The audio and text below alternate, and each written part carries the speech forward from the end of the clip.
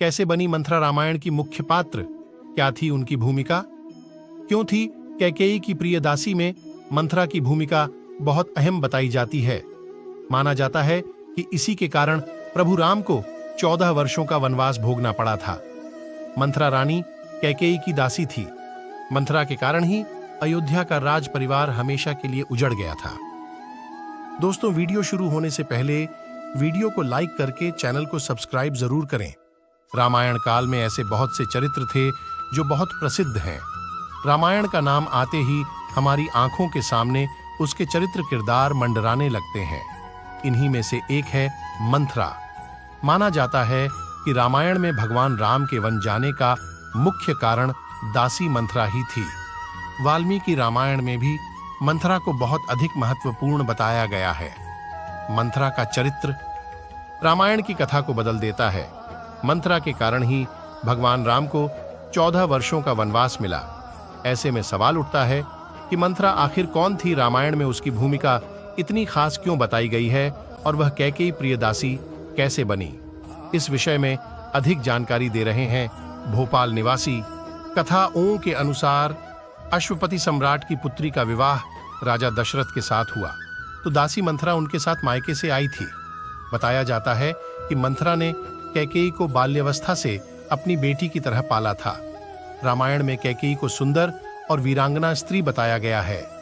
कैकेयी राजा दशरथ की सबसे प्रिय रानी भी कही जाती हैं। कथाओं में वर्णन मिलता है कि कैकेयी के पिता के भाई की बेटी रेखा और कैकेयी बचपन में बहुत अच्छी दोस्त थीं। रेखा बहुत बुद्धिमान थी। उसे बचपन में एक रोग हो गया था जिसके चलते उसका पूरा शरीर पसीने से भीग जाता था और उसे खूब प्यास भी लगती थी। एक दिन रेखा ने अपनी प्यास बुझाने के लिए पानी में इलायची, मिश्री और चंदन मिलाकर शरबत बनाकर पी लिया।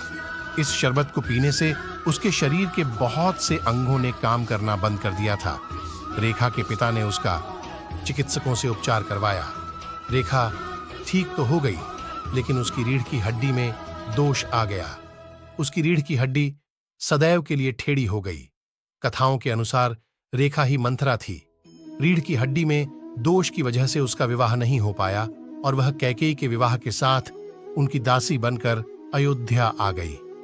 कथाओं के अनुसार कैकेयी युद्ध विद्या में निपुण थी। वह राजा दशरथ के साथ एक युद्ध में कहीं थी जहां उन्होंने राजा दशरथ की जान बचाई थी। इसके बदले में राजा दशरथ ने उन्हें 2 वरदान मांगने के लिए कहा। सालों बाद श्री राम के राज्य अभिषेक की बात मंथरा के कानों में पड़ी तो वह बेचैन हो गई। कुबद्धी मंथरा ने कैकेयी को यह समाचार सुनाया। यह सुनकर कैकेयी आनंद में डूब गई क्योंकि राम उस समय सभी के प्रिय थे। मंथरा ने कैकेयी को राम के विरुद्ध खूब भड़काया, लेकिन कैकेयी मंथरा की बात नहीं मानकर आनंद में डूबी रहीं।